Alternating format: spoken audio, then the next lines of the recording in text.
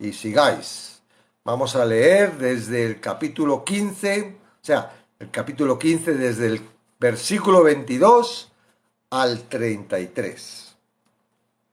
Por esta causa me he visto impedido muchas veces de ir a vosotros, pero ahora, no teniendo más campo en estas regiones y deseando desde hace muchos años ir a vosotros, cuando vaya a España, no sé si llegó, iré a vosotros, porque espero veros al pasar y ser encaminado allá por vosotros, una vez que haya gozado con vosotros. Mas ahora voy a Jerusalén para ministrar a los santos, porque Macedonia y Acaya tuvieron a bien hacer una ofrenda para los pobres que hay entre los santos que están en Jerusalén, pues les pareció bueno y son deudores a ellos, porque si los gentiles han sido hechos participantes de sus bienes espirituales, deben también ellos ministrarle de todos los materiales. Así que cuando haya concluido esto, si les haya entregado este fruto, pasaré entre vosotros rumbo a España. Otra vez España. Y sé que cuando vaya a vosotros llegaré con abundancia de la bendición del Evangelio de Cristo. Pero ruego, hermanos, por nuestro Señor Jesucristo y por el amor del Espíritu, que me ayudéis orando por mí a Dios, para que sea librado de los rebeldes que están en Judea, y que la ofrenda de mi servicio a los santos en Jerusalén sea acepta, para que con gozo llegue a vosotros por la voluntad de Dios, y que sea recreado juntamente con vosotros. Y el Dios de paz sea con todos vosotros. Amén. Algo que está bajo la superficie de este pasaje tan personal es el principio básico que se constituyó en el fundamento de la vida de Pablo. El principio que dirigía todas las cosas que pensaba, decía, escribía y hacía. El apóstol articula esta verdad en el versículo 32, por la voluntad de Dios. El resto del pasaje conduce a esa declaración y revela de una manera íntima y única las actitudes, percepciones y propósitos de un creyente que vive entero en el conocimiento de la voluntad de Dios. Pablo demuestra en su propia vida 6 características, elementos de su propio ministerio que deberían ser evidentes en la vida y ministerio de todo creyente que se haya comprometido a hacer la voluntad de Dios. Puede agruparse en las siguientes categorías: providencia, planeación, prioridad, prosperidad, propósito y oración. Al decir esta causa, Pablo se refiere al cumplimiento de su llamado divino como ministro de Jesucristo a los gentiles. La fidelidad a su llamado le había impedido hacer muchas de las cosas que él habría gustado hacer, incluyendo hasta ese momento visitar la iglesia de Roma. Esta es la providencia, el control soberano que Dios tiene sobre todas las cosas y que no ejerce por medio de los milagros, sino a través del ordenamiento complejo de todos los eventos naturales para que lleven a cabo el cumplimiento de su voluntad. Dios hizo efectiva su voluntad en la vida de Pablo mediante el control providencial de todas las circunstancias intrincadas que le rodeaban. Un segundo elemento que opera en la vida de un creyente que cumple fielmente su llamado divino es la prudencia en los planes para el ministerio.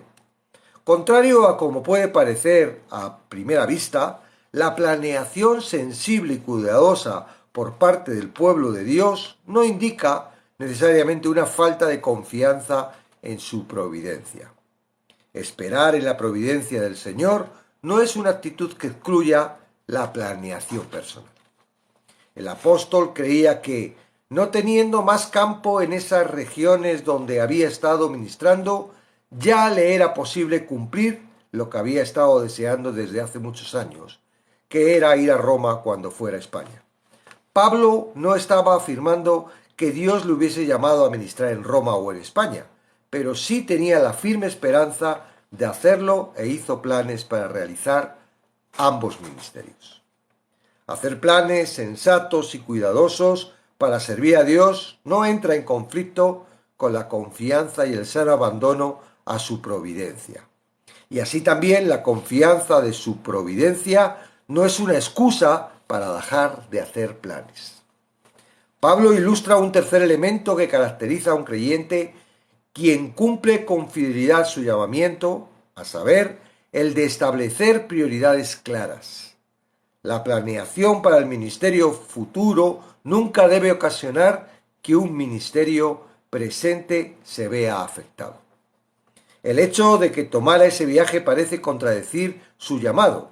En el tiempo en el que Pablo escribió esta carta, alrededor del año 58, después de Cristo, la iglesia en Jerusalén no solo estaba sufriendo gran persecución, sino además una gran pobreza.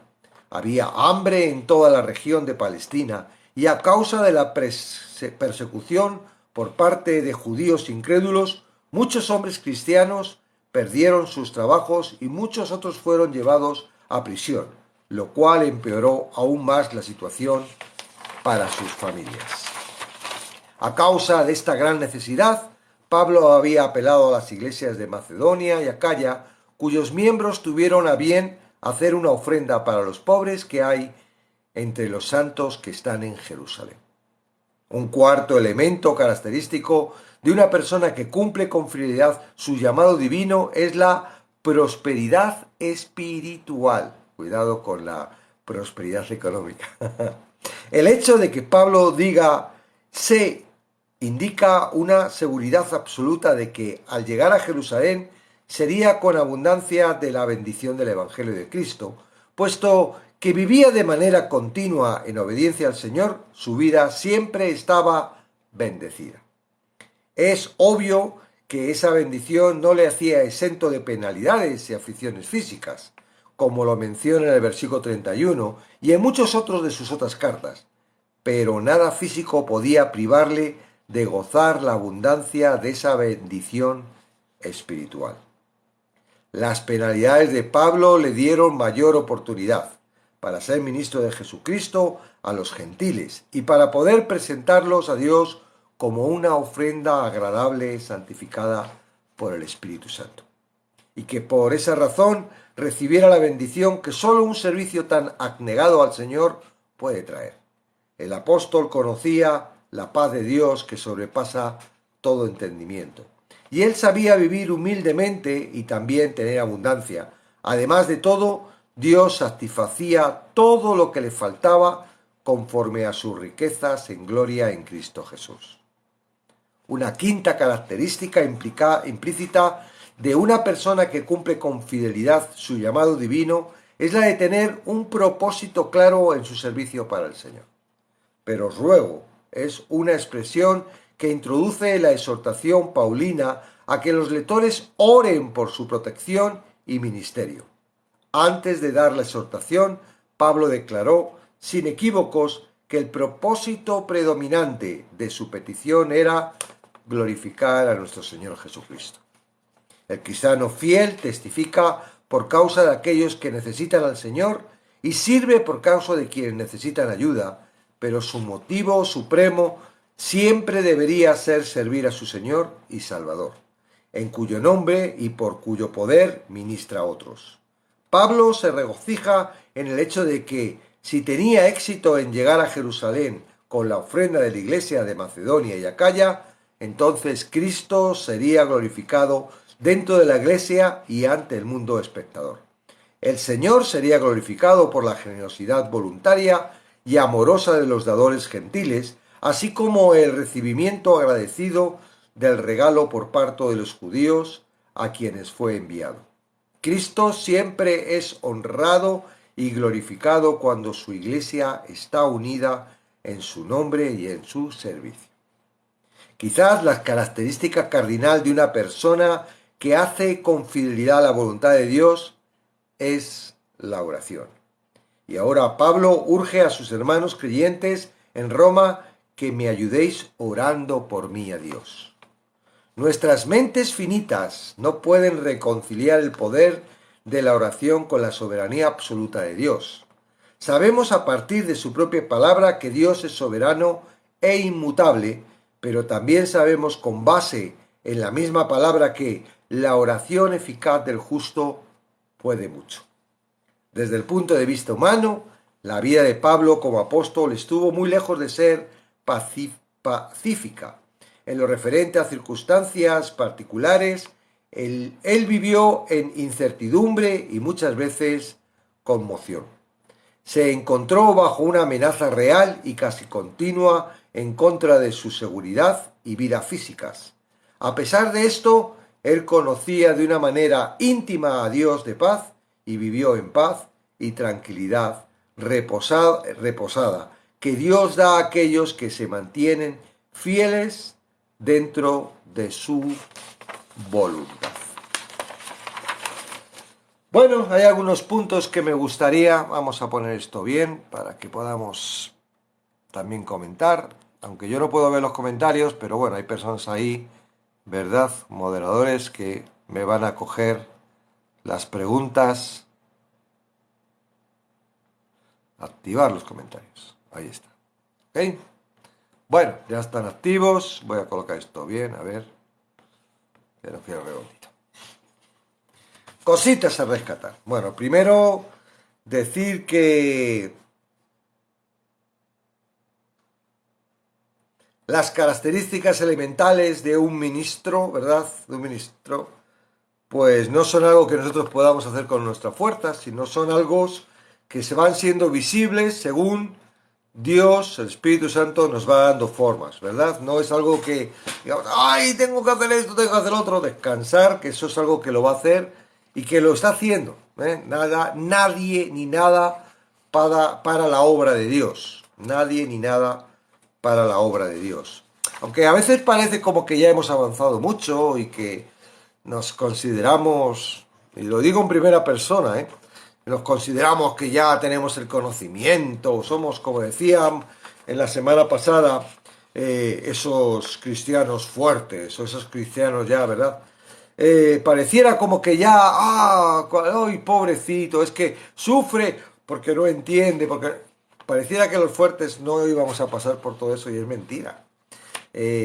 Dios en su propósito permite cosas que tú estás constantemente diciendo, Dios, Señor, no permitas, Señor, no permitas, y Él las permite porque Él sabe que a través de esa permisión, y te estoy hablando claramente de que Satanás puede tentarte y hacer cosas que tú sabes que vienen de Satanás, pero que son permitidas por Dios. Claro, aunque tú tengas el conocimiento, esto que me está pasando es para bien. No, no es posible, ¿verdad? Se pasa mal. Se pasa mal. Uno cuando está en el desierto, está en el desierto. Cuando tiene sed, le falta agua, le falta agua. Cuando de repente la carne empieza a molestar, por mucho que tú sepas qué es la carne, por mucho que tú sepas qué son los pensamientos, ¡wow! Y lo digo personalmente porque, bueno, yo también tengo esos efectos y los paso. Y yo digo, esto, el Señor lo está permitiendo para que no me suba y no crea que yo soy.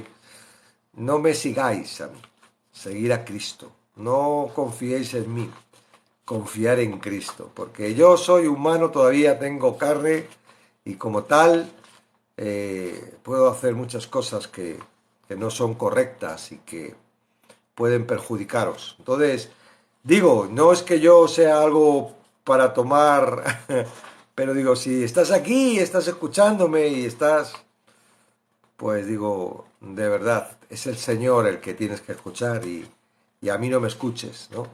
Ni tampoco pienses, ay, si Él lo puede, yo puedo, porque yo tampoco puedo. Yo soy como tú, ¿verdad?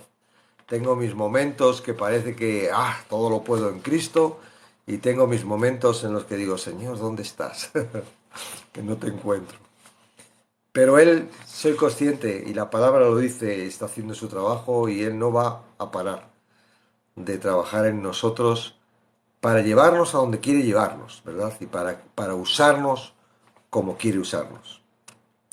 Hay cosas, ¿verdad? Yo veo, por ejemplo, en la planeación de Pablo, ¿verdad? Él planea ir a Roma. Él no planeaba ir a Roma preso. Él planeaba llegar a Jerusalén, entregar la ofrenda. Sabía que había problemas, ¿verdad? En el viaje se lo confirmaron. Ah, no vayas. Hoy estoy viendo que te van a atar las manos. Un profeta le profetizó, ¿no?, que iba a ser preso. Él no sabía. Y fíjate, dice, orar para que todo vaya bien. Y pareciera como que Dios, ¿verdad? ¿Dónde están? ¿Que no oraron? No. No, Dios tiene un propósito claro y definido y lo seguía teniendo con Pablo. Porque Dios no utilizaba a Pablo.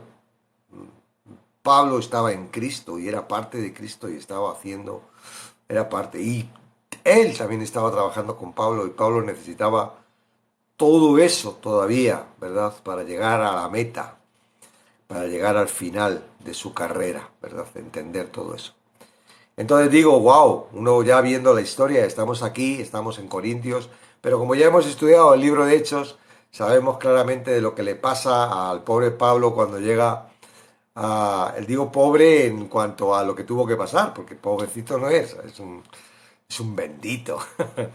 Y inspirado, ojalá yo hubiera sido como Pablo y hubiera tenido las revelaciones que Pablo. Y no me hubiera importado pasar lo que pasó él, ¿no? Si Dios me da y tengo la fe que tenía Pablo, ¿ok? Entonces, digo, él llega a Jerusalén y efectivamente se lo ponen complicadito, ¿no? Estos que defienden que Jesús no es Dios, estos que no tenemos que tener mucha manía y que tenemos que odiar porque realmente son enemigos de Cristo. No es que ellos vivan una religión propia suya, no, es que hacen cosas erróneas, no cumplen la ley para nada. Yo veía ahí a los del concilio, a las máximas autoridades de la religión judía que estaban planeando una emboscada para matarlo. ¿Quién son ellos para matar? No matarás es el mandamiento, ¿no? Entonces, por lo menos los cristianos no van en contra de los judíos para matarlos, ¿no? Al contrario, se dejan ahí abuchear y se dejan mancillar porque realmente Dios es amor y Jesucristo es amor y así lo manifiesta, ¿no? Entonces, prueba de que estamos en el buen sitio es el carácter, ¿verdad?, de quien lo defiende. Si aquí me viene uno que me dice que Jesús no es Dios, pues tendremos que ver qué es lo que motiva, ¿no? Y qué es lo que está haciendo esa persona, cómo está haciendo persona, con quién se reúne, qué motivos tiene para decir eso. Porque los que decimos que es Dios y queremos que las personas crean que Jesús es Dios, enteramente estamos motivados por el amor. No para tener razón, no. Entendemos de que los que no crean que Jesús es Dios van a pasar la eternidad en un sitio incómodo y yo podría perfectamente decir, ¿y para qué voy a estar predicando? ¿Y por qué voy a estar evangelizando? ¿Y para qué voy a estar ahí exponiéndome? Yo ya soy salvo, ya, yo que digan lo que quieran y que piensen lo que quieran, ¿no? Pero parte de estar en Cristo es que sentimos como Cristo y tenemos ese sentimiento de querer conquistar, ¿verdad? A los que están errados, a los que son presos. Entonces, bueno, me he ido, pero íbamos al planeamiento, ¿verdad? Que no es como nosotros planeamos, sino es como Dios quiere. Pero eso no quiere decir que no planeemos, ¿no? Hay veces que uno dice, hoy si va a ser lo que Dios quiere, ¿para qué voy a planear? No, no. Dios quiere que planeemos. Dios quiere que tengamos... Yo a veces tengo la incertidumbre de decir, ay, planeo o pienso que va a venir Cristo hoy. Bueno, planeo, y si viene Cristo hoy, ¡buah!, me voy con él. ¿No? Porque la esperanza es no el plan, ni lo que va a pasar, ni si va a llegar, si es voluntad de Dios el plan, y si Dios me va a apoyar en el plan. No, la esperanza es que venga Cristo pronto y nos vayamos con él, ¿verdad? Que no tengamos que sufrir más y aguantar más. ¿Eh? Imaginaros a Pablo cuando le cortaran la cabeza. Es desagradable, ¿verdad? Me voy con Cristo. Para mí, el morir es ganancia, decía Pablo. Para mí, el morir es ganancia. Y no creo que lo dijera así para tirarse un farol. No, era claro, era definido. Dice, en este mundo, madre mía, ahora, si tengo que seguir sufriendo por el amor de Cristo, si todavía le soy útil, aun en mis prisiones, aun para que otros vengan y me machaquen y... Yo quiero seguir sirviendo a Dios, porque sé que el final estaré con Él. Tarde o temprano va a venir. O me cortan la cabeza o viene. Porque Él tenía esperanza de ver la segunda venida de Cristo, ¿verdad? Porque si no tuviera esperanza, no podría predicar lo que está diciendo Jesús, que te dijo que en cualquier momento iba a venir como ladrón en la noche, ¿no? Entonces, wow. Bueno, vemos muchas cosas. Hay gente que coge esta parte para hablar del diezmo y de las ofrendas y de todo eso. Y bueno, pues es sacarlo del contexto claramente, ¿verdad?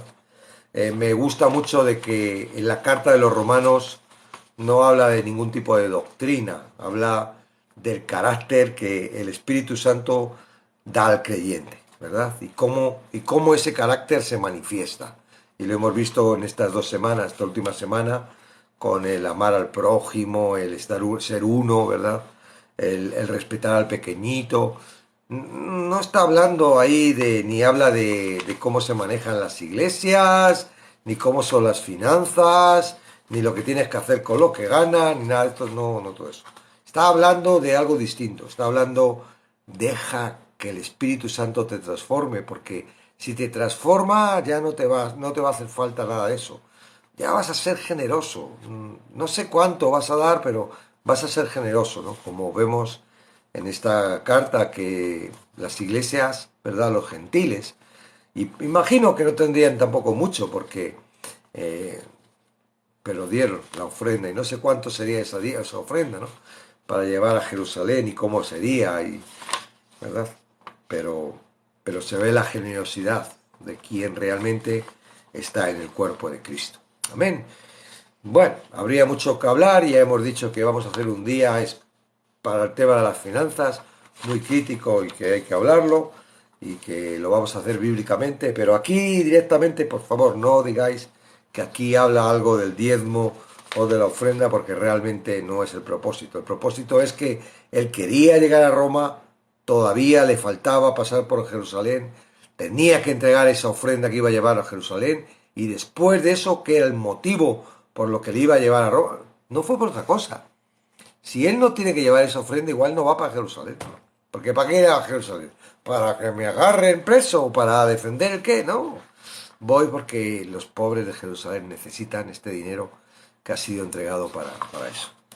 Y ahí, en el propósito lo hace y en el propósito le enganchan y en el propósito pasa, testifica verdad por algunos sitios reales que estuvo preso y después, y vemos el carácter de estos judíos que querían matar a toda costa y quitarles medio al Pablo, ¿por hacer qué? Por predicar a Jesús y luego cómo llega, ¿verdad? De una forma providencial, porque es providencial, que también nos enseña un montón de cosas, ¿no? Que si Jesús dice que vas a llegar a este sitio, llegas, pase lo que te pase, porque y eso es lo que le pasó a Pablo. Más, ¿qué más vemos? ¿Verdad? Eran 5 características. La última me encanta, de la oración, ¿verdad? Cuando uno tiene problemas, cuando uno está en el desierto, cuando uno se encuentra débil, ¿verdad? Por muy fuerte que seas, cuando uno es cuando más se acerca a Dios en oración. No, no hará eso Dios para que sacarnos de nuestras casillas y de nuestras cosas y para realmente, porque la oración es algo que es el propósito de Dios para nuestra vida. El mayor ministerio o lo mayor que puedes hacer es orar, ¿no? Pero es complicado porque el orar es algo que choca con el razonamiento. Bueno, vamos a ver. Si Dios lo va a hacer, ¿para qué quiere que yo ore? Si Dios no lo va a hacer, igual estoy orando algo que no va a hacer, ¿no? ¿Para qué voy a orar? Sí, pedir sabemos todos pedir y cuando necesitamos, sobre todo cuando son cosas necesarias, ¿verdad? Y urgentes, ¿verdad? Esa llamada cuando uno está enfermo, le van a operar, o cuando tiene un problema gordo. Eso pedirlo, sabe todo el mundo, y no piensa, ay no, Dios no me lo va a conceder. No, ella va, dame la fe, Señor, para que yo crea que tú vas a sacarme de este apuro. Y a la larga, ¿verdad? Dios saca todo apuro. No siempre, ¿verdad? A veces hemos orado y orado y orado y hemos deseado cosas que luego no han sucedido y han cambiado. ¿Mm? Pero eso no quiere decir que Dios no nos escuche. Eso simplemente quiere decir que el propósito de Dios es mayor que el nuestro y que nosotros somos muy sentimentales. Sí, hay motivos. Yo estoy ahora pensando en uno, pero no lo voy a decir aquí, pero hay motivos, ¿verdad? ¿Por qué? Pero Dios hace. Dios trae la paz. Esa paz que no podemos entender, ¿verdad? En contra de lo que entendemos, en contra de que no lo entendemos, en contra, Dios trae esa paz. Y en esa paz también se manifiesta Dios y también nos damos cuenta, ¿no? De que vamos por buen camino. Una tragedia, una circunstancia difícil, puede lanzarte y aumentar tu confianza en Dios, o puede despegarte de Dios.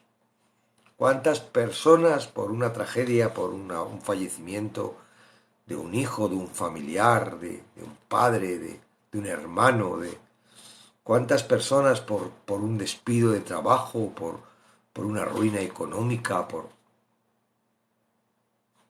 han abandonado la fe? No han entendido y han abandonado la fe.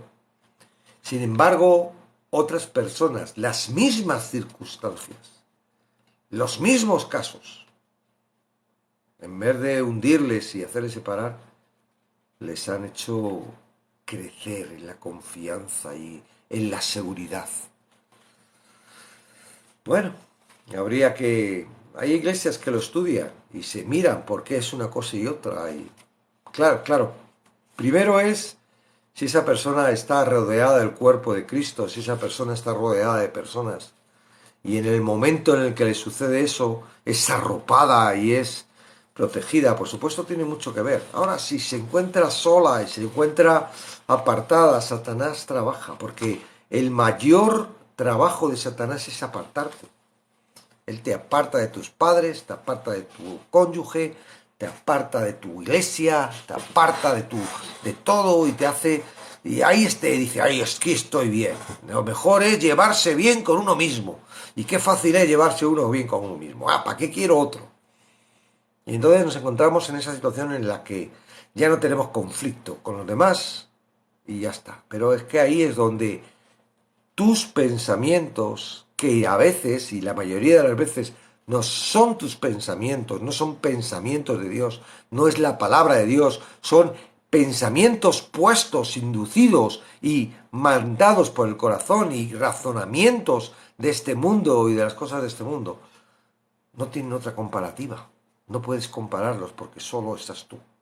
No es lo mismo que estás con tu esposa y dice, ¡jo! ¡Qué rollo este sol! Y entonces tú es un ejemplo. Tu cónyuge te dice, no, hombre, esto está bien porque el sol, y te da una alternativa. Entonces, ya, es verdad, no está en rollo el sol. Es un ejemplo. Malo, pero lo que quiero decir es que si no tienes con qué comparar lo que tú estás pensando, se convierte en un bucle. Y lo que va buscando ese bucle es una respuesta. ¿Y qué tal si la respuesta que recibes es la respuesta que quiere Satanás? Y te crees que es la respuesta que tienes que tomar.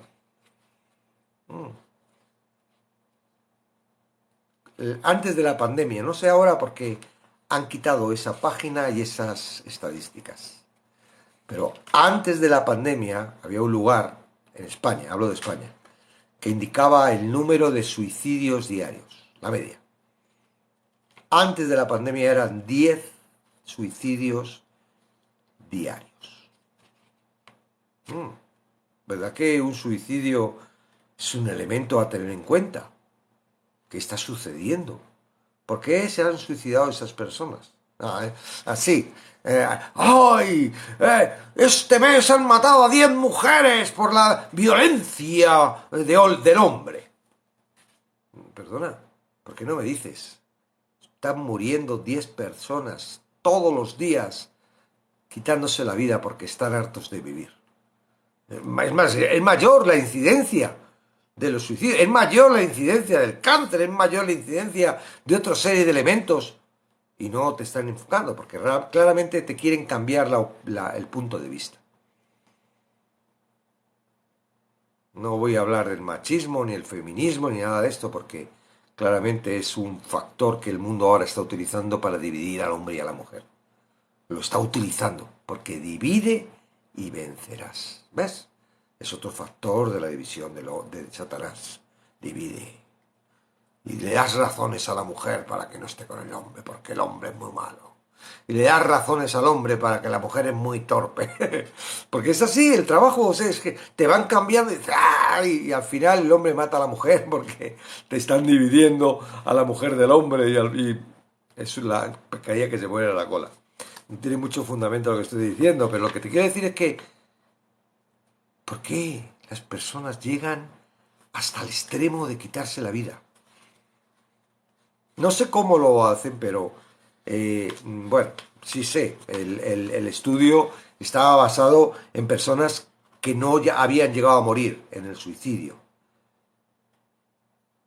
El 100% de las personas que se tiran por una ventana, cuando están cayendo se arrepienten de haberse tirado.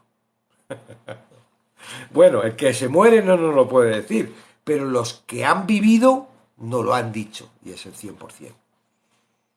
El 100% de las personas que se tiran de una ventana para suicidarse, por el camino se arrepienten.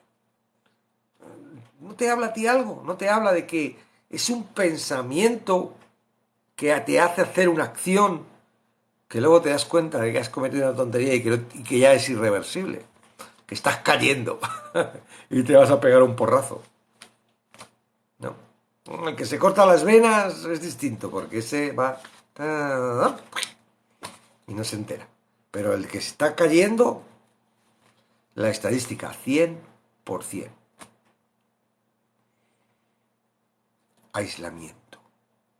Divide y vencerás. ¿Ok? Entonces, el estar arropados, el formar un cuerpo, ay, mi hermanito hace que no le veo, ay, esta persona, y no, y si tú estás ahora en un proceso de separación, mira que es un proceso que Satanás tiene, no te aísles. No digo que no te separes si te tienes ya todo decidido y ves que es imposible y ya has tomado has pedido ayuda, que todo. Si lo haces por tu propia cuenta, claramente es un efecto por el Satanás y por este mundo. Ahora, si tú tomas ayuda, muchos matrimonios con ayuda no se han separado. Porque tú te separas por una circunstancia. Si esas circunstancias dejan de ser, tú no te separas. Claro, la persona que se va a separar dice, es imposible. Pero es que no hay nada imposible para Dios. Muchos matrimonios luego se vuelven. Yo soy secretario del registro civil de la localidad donde vivo. Y ahora vamos a casar a un matrimonio ya mayor que por el juzgado. Porque yo preparo todos esos expedientes. Que se había casado, que se había divorciado y ahora se vuelven a casar. Esto pasa, ¿verdad? Después de gastarse la pasta en divorciarse, porque divorciarse cuesta dinero, ¿verdad? Entonces, tienes que buscar ayuda. Y no lo dejes. Si estás empezando a tener problemas en tu matrimonio, no creas que tú vas a poder rápidamente. Consejería, ayuda. Ayuda. Necesitas ayuda. Porque si no, Satanás te va a llevar al aislamiento. Porque te quiere aislar. Para aislado, ahí tratar bien contigo. Amén. Y tú, aunque estés en Cristo, no lo puedes solo, porque esto es en la iglesia. todo lo puedo en Cristo. ¿Y quién está en Cristo? Todos. No estás tú solito. No eres tú y Cristo. En Cristo es en el cuerpo. Amén. Eso es importante y eso es la iglesia. En parte de Romanos está escrito ¿a quién? A la iglesia de Roma. Está hablándonos como iglesia, no está hablando como individuos. Amén. Entonces, como individuo. No estoy leyendo, os pido que si es algo para mí, no me disculpéis, porque si leo me voy totalmente. Me despisto de lo que estoy diciendo. Luego cuando pare, ahí es el momento, apúntatelo para que no se te olvide todo lo que me queréis decir y me lo decís después, ¿vale? Entonces, bueno, provisión, ¿verdad? Dice que una de ellas era prosperidad. Y ahora todos dicen, oh, prosperidad, los cristianos tienen que ser prósperos. Digo, ya se me ha pasado, José Luis, al Evangelio de la prosperidad. Digo, no, es una prosperidad espiritual. Claro, una prosperidad espiritual conlleva de todo tipo. Dice, Pablo decía que sabía vivir con mucho, había sido bendecido a veces con mucho, pero también sabía vivir sin nada, porque hay momentos en los que tienes que vivir sin nada, ¿verdad? Porque no, porque las condiciones, porque Dios lo estipula así, porque así es este mundo. Y porque además, mira, contra más tengas, más conflicto vas a tener. Porque es muy difícil tener y no vivir de los placeres de este mundo, ¿verdad? Si no tienes, te conformas. Pero si tienes, wow, qué difícil es. Yo personalmente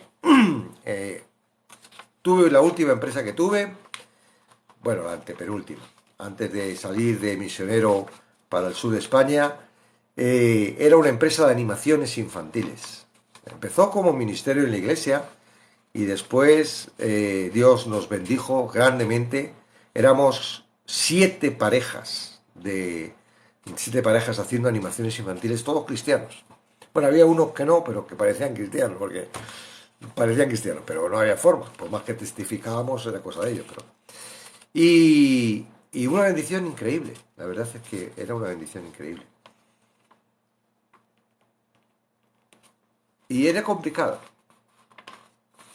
Yo lo veo, era complicado. En el aspecto de ser compatible, ¿verdad? Contra más tienes, wow, más deseas y... Ahora sí me di cuenta de que, por ejemplo, los que más tienen son los más tacaños. Mi trabajo en cuanto a animaciones infantiles, bueno, íbamos a los colegios y todos estos sitios, pero a las particulares los precios que teníamos eran para personas pudientes. Bueno, hacíamos también para cosas particulares, pero fíjate que esas personas que no eran tan pudientes eran más generosas. Nosotros veíamos que nos daban lo que nosotros le pedíamos y aparte nos daban propinas. ¿Quién? La gente humilde. La gente que no tenía. Y los que tenían y te les sobraba, esos estaban ahí. Ay, ¿tienes cambio? ¿Tienes no sé qué? No, no te creas que ni la calderilla te perdonaba, ¿no? Entonces, el problema de la prosperidad es que te lleva a la ambición y a un montón de cosas complicadas. Yo cuando leía en Hechos, dice, y tenían todo en común y vendían sus casas y lo ponían. Decía, wow, qué bien, no tengo casa. Porque qué complicado tiene que ser tener casa y leer esto, ¿no? Como diciendo, si tienes casa y lees, digo, me está diciendo que lo venda para que le dé el dinero a los hermanos, a los necesitados, ¿no? No, no, yo quiero mi casa. Digo, qué bien, que no tengo casa. Me siento como que puedo cumplir esta palabra, porque como no tengo, no puedo venderla, ¿no? Cuidado con la prosperidad, ¿no? Algunos dicen, no, yo no, yo no, yo no. Y si Dios me prosperara, de verdad que yo iba a ser súper generoso. Cuidado, que eso es lo que quiere tu corazón, pero no sabemos lo que quiere, lo que puedes soportar con respecto a tu corazón, ¿no? El cuarto elemento era que cumple con fidelidad su llamamiento divino en la prosperidad espiritual que estábamos hablando. Bueno, hay un montón, no los tengo ordenados, no me los he aprendido, tengo que trabajar mucho más con esto, pero ¿sabéis qué? Pero no es algo que me llame la atención, ¿no? Ni para mirar a ver quién le falta, ni a mí se me falta. Hombre, yo sé los que me faltan y sé los que Dios está trabajando conmigo, porque no es algo que nosotros podamos hacer por nuestra cuenta, es algo que Dios hace, Dios hace en nuestras vidas. Y a veces la forma de hacer lo que estábamos hablando no es la que más nos gusta a nosotros, pero Él lo hace. Amén. Entonces, por último, y ya para dar espacio y leer los comentarios y todo lo que queréis participar, por último, veo que la vida de Pablo, y en este sentido, como se está refiriendo a Roma y como está, es una vida con un propósito. Él tiene muy claro el propósito, ¿verdad? Y el propósito es el versículo 31 que dice, para que sea librado de los rebeldes que está en Jerusalén y que la ofrenda de mi siervo a vosotros de Jerusalén. No, espera. El 32, perdón. Para que con gozo llegue a vosotros por la voluntad de Dios y que sea recreado juntamente con vosotros. El propósito de la vida de Pablo era hacer la voluntad de Dios. No tenía otro propósito. Y, y yo desde que llevo un par de días pensando en cuál es mi propósito. ¿Cuál es el propósito que mi corazón está engañándome y está haciéndome creer? Porque yo veo claramente cuál es el propósito de la palabra. Pero yo me muevo bajo el propósito de la palabra o me muevo bajo el propósito de mi corazón y digo que nos engaña. Porque si el propósito tuyo es, ay no, yo lo que quiero es agradar a Dios, hacer la voluntad de Dios y es a través de tu corazón, ¿qué y qué? Si mañana tu corazón le da porque eso no es el propósito.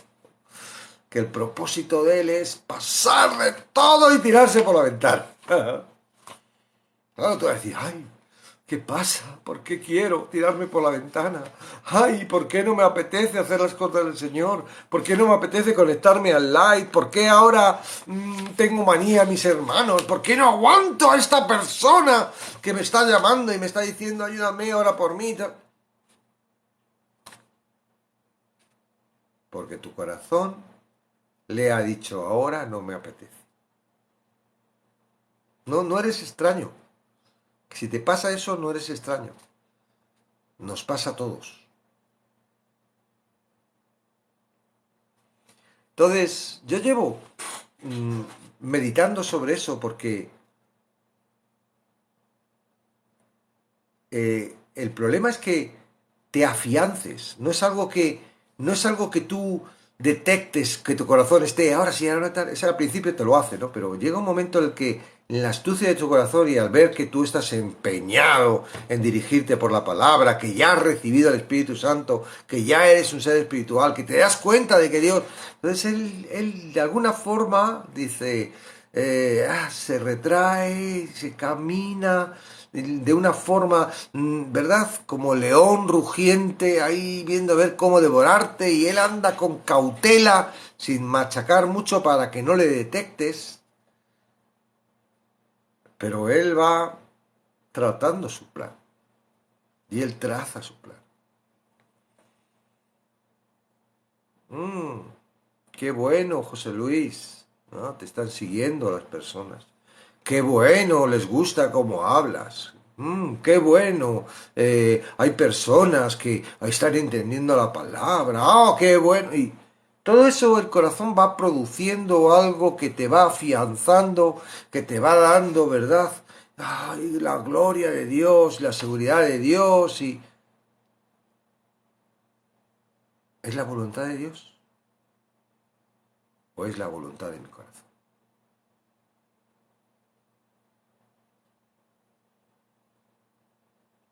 Porque si es la voluntad de mi corazón,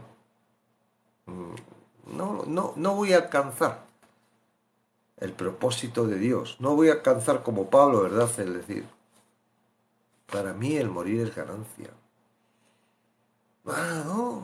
No, Pablo, ¿cómo para ti morir es ganancia? Para ti la ganancia es predicar a muchos, que muchos crean en Cristo, que muchos judíos se conviertan, que muchos gentiles se conviertan. Pablo, no quieras morirte. Yo lo que quiera Dios no es algo que tenga que satisfacerme. ¿Por qué haces las cosas del Señor?